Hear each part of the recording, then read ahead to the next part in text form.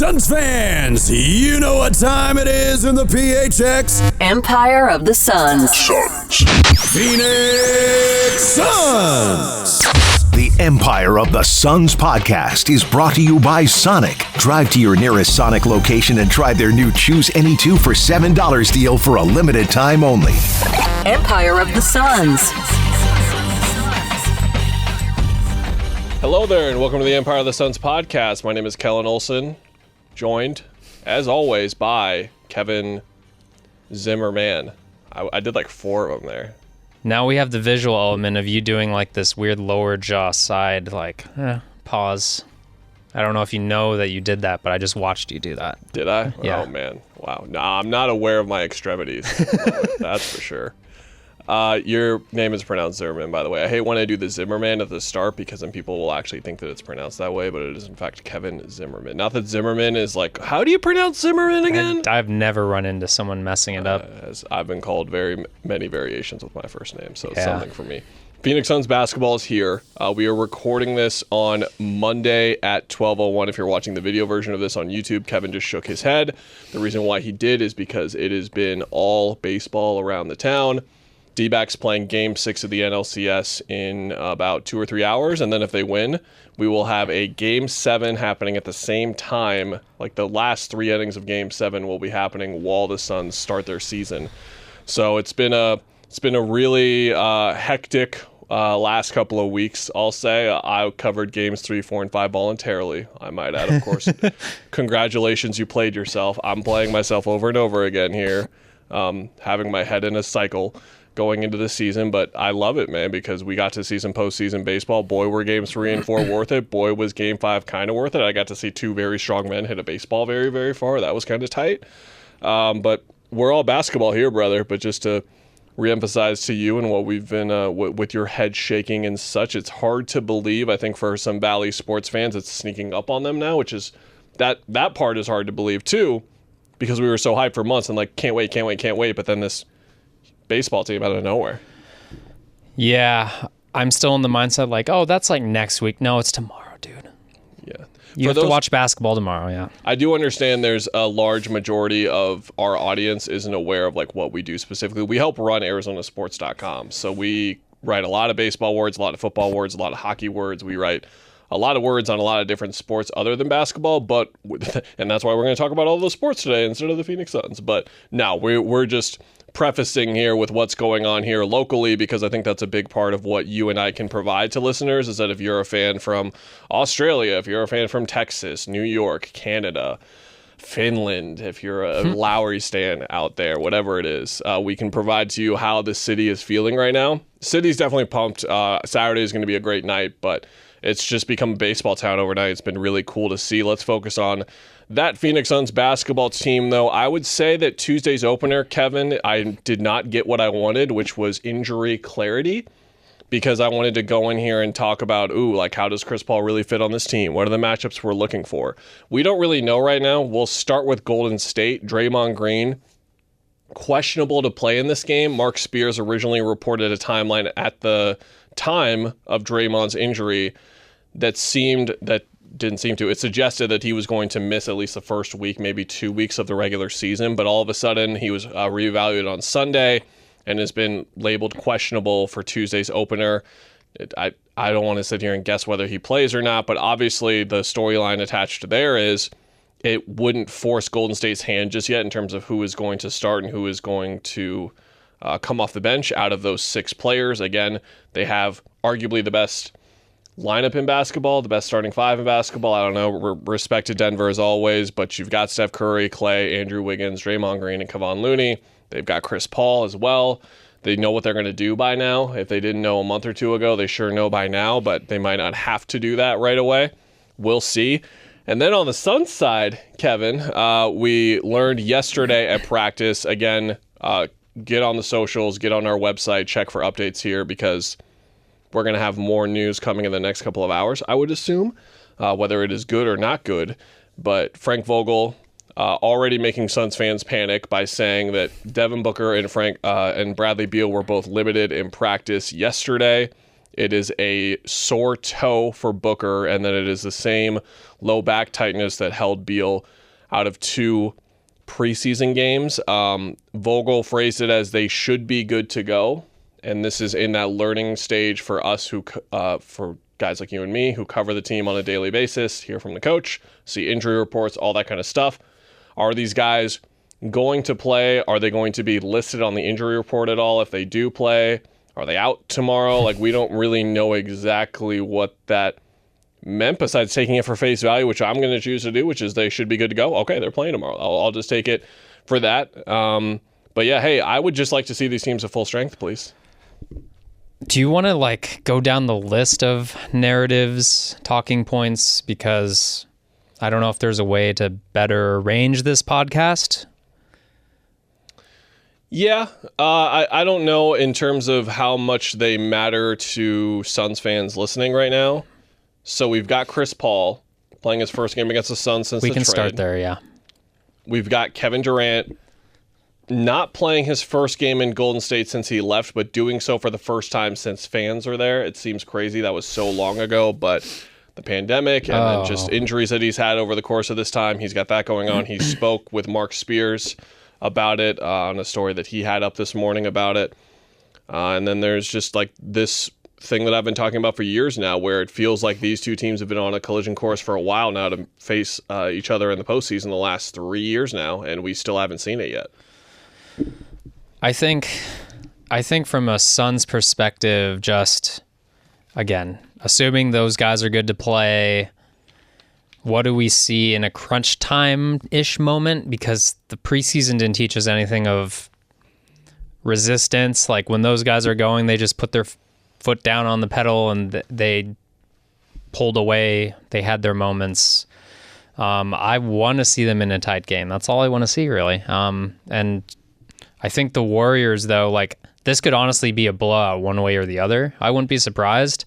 And if it's just a dud as far as entertainment value, because each team has so many new things to work with. Chris Paul is not, from a basketball perspective, easy to put in that team. That's why we thought that trade was so weird. But also, personality-wise, it's just a learning curve. Yeah, the continuity edge absolutely goes to the Warriors. Don't get me wrong, but we phrased it this way in the offseason. Every team that Chris Paul has joined has instantly become a Chris Paul team and played like a Chris Paul team and all that kind of stuff. None of that here. This is going to be the Golden State Warriors still. They are going to play Steve Kerr's style. They are going to play Steph Curry's style. Are they going to run more pick and roll now with Chris Paul in the mix? Sure, of course, because he's one of the best pick and roll players of all time. Of course you should. But it's going to take some adjusting for them to figure out that flow, when to use that, when to use this, when to use Chris off ball. When Chris is off ball, is he going to shoot the threes that they want him to? We saw that in Phoenix and saw how that was a mixed bag a lot of the times. And then to go to the Phoenix side, I'm with you. I think that when the chips are in the middle of the table and the game is up for grabs, who is out there at the end of the game? I don't think that you're going to see Yusuf Nurkic not playing in closing time in game 1 of the regular season, but it is one of those moments okay, they're going at Nurkic and the game's on the line here. Let's see how he responds and how the defense responds. Let's see who's guarding Steph Curry, because something that I talked about with Mike Vigil and Sam Cooper last night, and I've talked about on here a lot, is the who guards Steph Curry thing, and that's all well and good, but I do think that there is almost a nod that Vogel can give Booker during a timeout or something, as if to say, go be Team USA guy now. You're picking up Steph the rest of the game now. I do think that is something that I don't want to be the Suns guy who's been covering Booker his entire tenure being he's an elite defender now. But there are going to be certain matchups where he is probably the best guy to put on a Steph Curry or a De'Aaron Fox or someone like that because of what they're looking to do offensively. So I am intrigued to see how many possessions do we see Booker take on that matchup, or Beal, if he proves to be capable for the task. Even in this specific matchup, I'm guessing it'll be something if Chris Paul and Steph Curry are starting, I'm guessing whether it's Josh Okogie or Grayson, I think it'll be Josh Okogie. Okogie starts on Curry, and then Booker's guarding Chris Paul. And that's a matchup that he's going to have to take in and be on his P's and Q's, because guess who knows how Devin Booker defends and has been putting those back in the Rolodex, not on purpose, like I'm going to get traded one day and have this come back to bite you, but Chris sees everything, notices everything, notices He just records trends. it all in the Rolodex. It's all in the database. So he's got that down, and that'll be, I'm particularly giddy to see those two guarding each other. I hope that Chris is guarding him on the other end too. I think that would be a lot of fun. The closest we got was the All-Star game. Remember that, where Chris couldn't use his hand or whatever? And then Book was trying to get him with the rip through, and we got that one little possession, and that was it. But I'm excited for that part of the chess match, or whatever you want to call it, just like the opening round of checkers, I guess is the better way to put it. To see exactly what they do. I think rotation-wise, if we do get the big three and they are all not limited in some sense, like, yeah, we're playing Beal, but he's on a minutes restriction or whatever, something like that. What do the rotations look like? How often are two of them on the floor in the regular season? I think that's the big one for me, because you can afford to have only one of them on the floor. We saw the Lakers game. Hey, if Kevin Durant's out there, you can just hit 7 straight shots, dominate a quarter, and you don't really need anyone else to be out there with him. You and I could have been out there with him, and the offense would have been fine, because he's shooting over double and triple teams almost every possession anyway. But it works the best with two of them out there. Who are the combinations that he wants the most? Is it Beal and Durant? Is it Booker and Beal? Is it Booker and Durant? Which guy does he trust the most on his own? There's a lot of different dynamics with how the big three are used, and who runs the offense when it's two of them out there. Who runs the offense when Booker's not out there? In the Beal Durant lineups, is Beal the point guard? Is it someone like Jordan Goodwin coming in? A lot that we're going to learn here in the first week. With the big three, I think that is like of what we can learn in one game type stuff. Like, that's going to be a constant, right? I think there is something to finding a rhythm with those three guys. There's consistency that's going to be needed there. And also because there's only so many iterations you can have with three starters like that. To me, I think we'll learn about Frank Vogel and how he's approaching things quickly here, because obviously Golden State's different than a lot of teams. They're going to go smaller probably, especially with Chris, even if Draymond's not there. So I think we'll learn whether, like, Jordan Goodwin should play a lot in this game, because they're going to have 2 point guards basically in that group. That's a good opportunity to give Jordan Goodwin time. But also at the same time, you could play Eric Gordon and Grayson Allen a lot. So he has options there. It's going to be like, okay, are you really wanting to get that spacing out there and see how that works, or is defense your priority? Look, you're trying to establish an identity, right? And I think we did the 36 Unbothered series, and one of ours was, what do we want to see in the first 10 games? I think, and I gave a super cliche answer on this, but I think it's super important. Defense is the thing, because I think the offense will figure itself out, right? Like, they have tweaks, they have smart guys, they have talented guys to figure it out as they go. You can win games, but I think bullying people and just making that their presence known and developing a reputation. Like, I think it's important you develop a reputation of being a tough team in the league right now, because you want to get tough matchups by next week. You want people to be like, okay, they're going to fight people. They're not just like some team who thinks they're going to cruise through people. And like, we look at the reputation of the Suns teams under Monty Williams, it wasn't the best. Like, I know Patrick Beverley's one man with a podcast and a big following on that podcast probably, but they just said, like, people aren't afraid of that team. And that was a reputation thing. And not that that matters, because results matter, but for this team, I think they really do need to be that defensive-minded team, and the offense will figure itself out. That's how you're going to get the best championship run out of this squad. Yeah. And I don't think you can get, like, blowouts with great offensive games and, like, the defense is whatever. I think that would not be a good start. And then Vogel, like, that's habitual. He talks about habits. I think they just need to figure that out, find themselves into tough games, and worry about the offense later. I think it'll be just helpful if they find themselves in games where they're going to have to work through clutch moments, have film of those clutch moments, and get more out of it earlier instead of just finding it easy, I guess. To your point on being a physical team and the defensive identity and all that, and developing a reputation, it's not, I'm not going to phrase it as winning the mental war, but you know those scuffles that happen where all game Josh Okogie has been just grabbing Steph Curry in his jersey and all that kind of stuff, and then eventually Steph just slaps at his hand, and then there's a little thing there. Yeah. That's what it's about, basically, is having those kinds of moments. And players like, honestly, it starts with Book, because he's just this type of guy anyway. But it's not to say anyone is more physically imposing than the other. It's just more about mentality, and I think Book is going to lead the charge on it. But then it's going to be on guys like Okogie. It's going to be on guys like Grayson Allen. It's going to be on guys like Eubanks. It's going to be on those guys. Even someone like Yuta specifically, where it's like, will you stop running around and like bumping me, dude? Like, stop. It's that type of stuff that they're going to need. And I'm glad you brought that up, because I wrote a feature with exclusive stuff from Booker and Vogel on the times where Booker and Beal first matched up against Frank Vogel in the playoffs. It was both their playoff debuts, and the glow away theme from talking to Book and then getting some answers from Bradley Beal as well was just how physical those teams were. And you think about Bradley Beal as a player and how much he wants to get to the rim. If he was able to get by guys who were much bigger than him, like Lance Stevenson and Paul George, there was David West or Roy Hibbert waiting there, just beating the crap out of him the whole series. And it was funny watching the games back. I watched 3 of them back in that series when they lost in 6 games. The Wizards did. And he was getting to his spots. He had open jumpers, but he just wasn't making them anymore. And that's because those guys were just mauling him.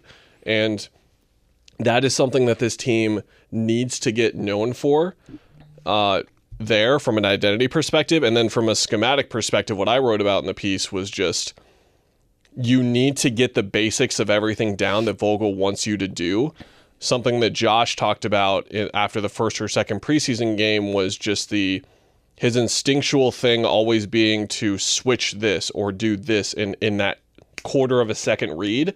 And those reads are new now. Yeah. And Vogel does very specific stuff in those places. So all of that stuff needs to come together.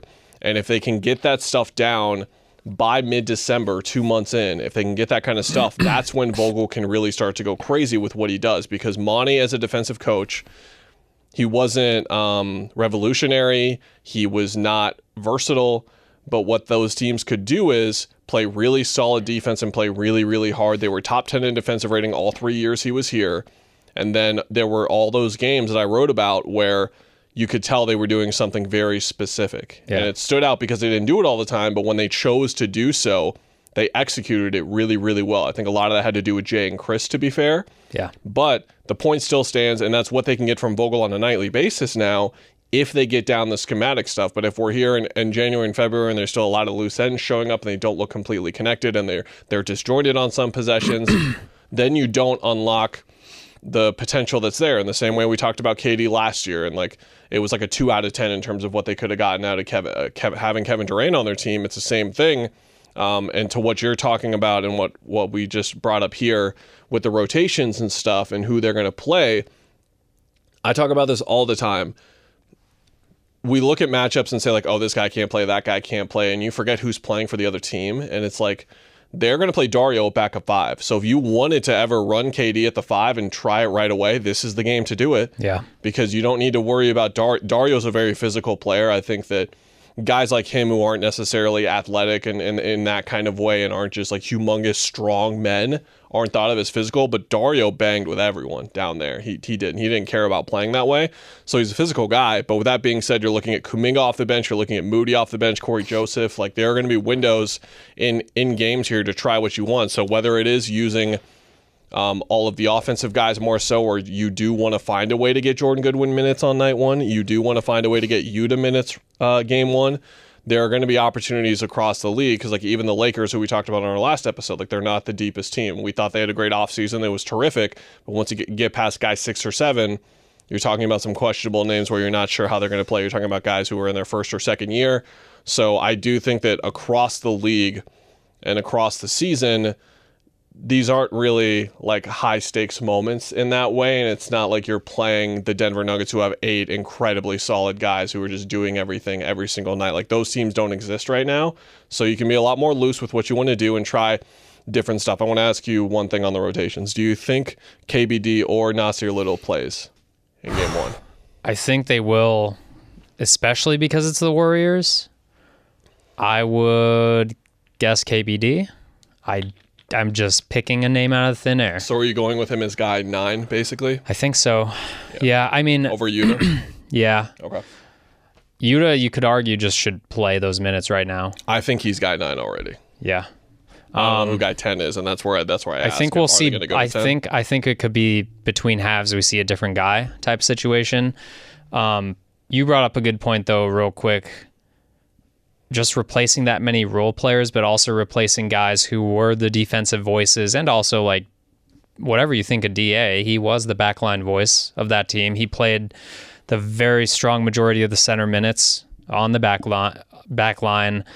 So who is like that voice who's like, yo, we're at the very baseline of what this scheme is. You guys are screwing it up, getting on people, a player, not just Frank.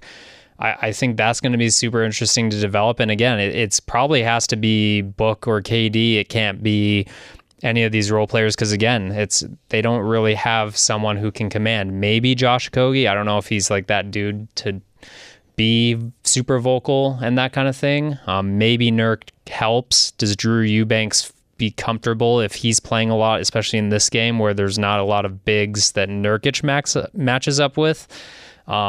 So I think from even just a communication perspective, accountability type thing, we're going to learn a lot. And I'm sure this obviously has been happening in practices. Maybe you know more than me because you've been out at those practices and seen like the openish portions of them, whatever. But I've seen people try work on their free throws. That's all I've seen all year. So that's going to be super interesting to see, just watching how they interact with one another, watching who is like, come here, guys. We screwed up that rotation, whatever. That stuff is super important. And again, it's a matter of, I think of this in football terms too, where it's you start with the baseline, you have your base offense, you go into week 1, you put stuff on tape, teams scout it, and then you start countering and adding and building on top of things. And then by the end of the year, you get this very thick book of plays and things that everyone should know.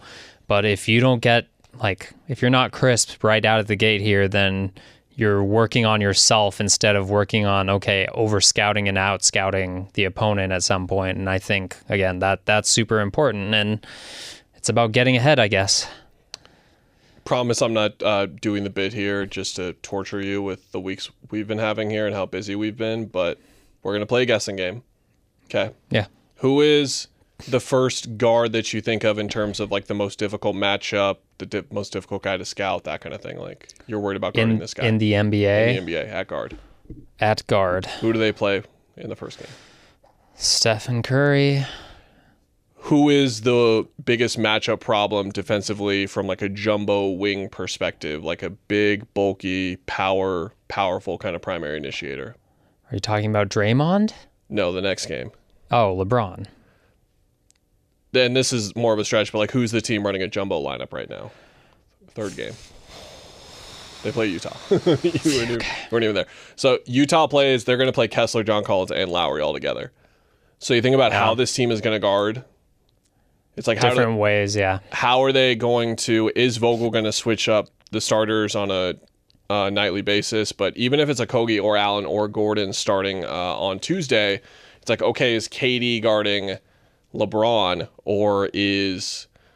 so their 5 is D'Lo, Reeves, LeBron, Vando, Hachimura, Prince, whoever they put there, and then AD. It's Nurkic, AD. You've got. After that, I don't really know. Do you put Okogie on Reeves or Allen on Reeves, or do you put them on LeBron and pray that he's not going to the basket every possession? Or does KD take that assignment? Or do you start KBD and put him on LeBron?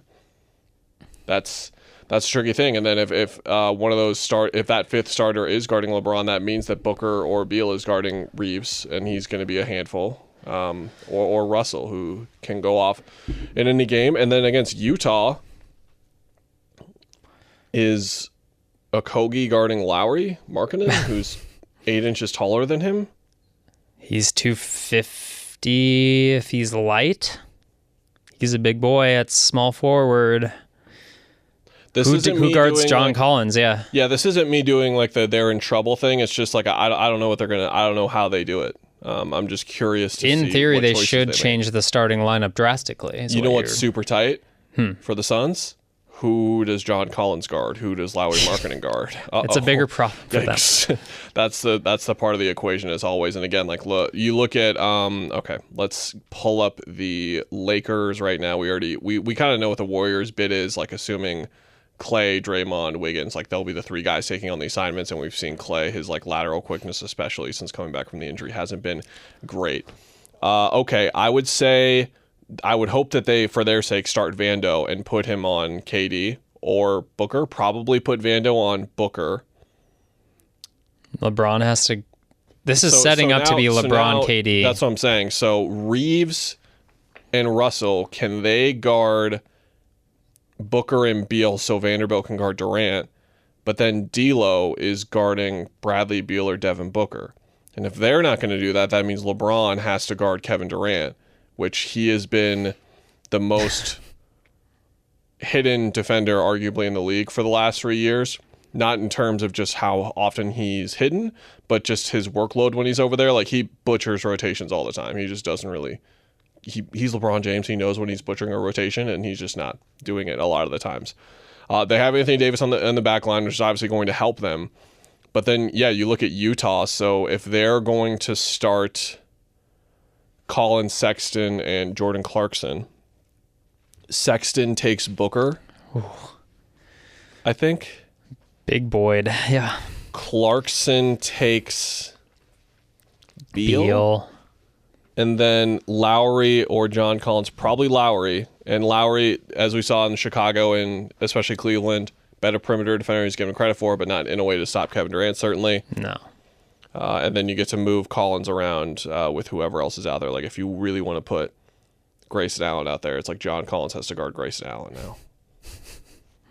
Like, it's fascinating. I can't really wait to see how it turns out. Anything else? What do you think? We'll be back on Friday. We're planning on, again, if the Diamondbacks make the World Series, it's going to be our schedule is going to be all over the place. So we'll see. We'll try our best as we always do. But man, there's just a lot we're going to learn after 2 games, right? Yeah, I can't even wrap my hand around it because I've been thinking about other things. Yeah, like baseball. But I think right now it's just. You want to see one game in the books and kind of build on that. And I believe that we will quickly learn answers again on how Frank Vogel operates. And that's the biggest thing for me is he going to be a coach who wants to manage, it's not even egos, I don't think, especially these role players who are on, for the most part, minimum contracts, who know what they signed up for. But it's managing, like, if you're getting spot minutes here, you're not getting playing time during a stretch, can you come in and be ready to go? Like, that's not easy, I'm sure. And just from a rhythm perspective, not a, again, ego thing. And is that his philosophy? Because I think he's suggested that is his philosophy, where he's going to call upon different guys at different points in the season. And Monty got to the finals doing the opposite of that. And to me, I think it's super fascinating to talk about, like, the ability to completely change up and remorph your entire roster or rotations and personnel groupings to match people. Because at the end of the day, it's about that, to match up defensively, because the Suns have 3 really good players that everyone, like you just went through, has a lot more worrying about those 3 dudes and how to match. Yeah, there's going to be teams on 3 games in 4 night stretches or whatever it is, or like 5 games in 8 days, and they're like, oh gosh, seriously, like, this is our 4th game. Like, we have to, and then we have to go to like LA the night after. Are you kidding me? Like, that they're just going to be a brutal draw at certain points in the regular season, and I can't. And like, speaking to the matchup thing, I just can't wait to see how. There's going to be a fluid process to it where it's like, oh, they're going to put D'Lo on Beal, and like, we're just going to run everything around Brad to start the game. And you have to try and help off Devin Booker and Kevin How Durant. Quickly can the Suns, when teams figure out, like, one team gives a blueprint that's pretty good, How quickly can Suns react and kind of counter that? Like the chess matching for this team, like no offense again to the last few iterations of the Suns, but we went into the last 2 seasons knowing kind of what we were going to see, knowing what Monty does, knowing the guys so well. And this one is like absolutely different feeling in my brain because it's so many unknowns. That's partially why it's exciting. And then it's also like, well, there's Kevin Durant and Devin Booker and Bradley Beal. Bad example, but because this team didn't really ultimately turn into like the contender and absolute powerhouse that they looked like they were going to be. But do you remember the first week of the Chip Kelly Eagles with Vic and Deshaun Jackson where they just blew the brakes off of like the Commanders or something like that? Wow, that doesn't count toward anything, but anyway. But like Vic threw for like 4 touchdowns, had like 400 yards passing. Deshaun had like 200 or whatever it was. I'm exaggerating the numbers probably, but everyone was like, "Oh my gosh, like they're gonna absolutely. How are you gonna defend this team?" I think that's what we're gonna be like after watching this. I think we're just gonna be like, "How do you stop this?" But then it's gonna go much better the rest of the way than it did for Chip Kelly and the Philadelphia Eagles. Because he didn't have counters. Wow, you really pulled that out. Look at you. All right, man. You think the D-backs are playing again tomorrow on Friday? Yeah. Wow. Oh, Friday. Oh no. Oh no. I thought you meant tomorrow. I don't think you can win 2 there. I don't think you can win 2 there. I think Merrill could put in the performance of a lifetime. I think Merrill's been capable of that for a while now, but I think that Fott in Game 7 is like... I wasn't listening to you. I think they win today and then lose Game 7. Yeah, it's just like... Fott was incredible in Game 3. I was there, but it was a much more different environment than what he would face there, and they would go in there a Game 7 there. You think about how loud it's going to be, and then them also knowing like this is the rookie pitcher making his debut on the road in the postseason. Like we're going to welcome him. Oof. But I don't know. That's the beauty of sports. Merrill could go out there, throw 8 scoreless, and then anything happens in a Game 7 after that, man. You could get the Lou Dort 7 threes game that the Oklahoma City Thunder got that nearly had them move on, who knows. All right, everyone, we'll be back later in the week to talk about how this thing looks on the court. We're finally going to see it. See you then.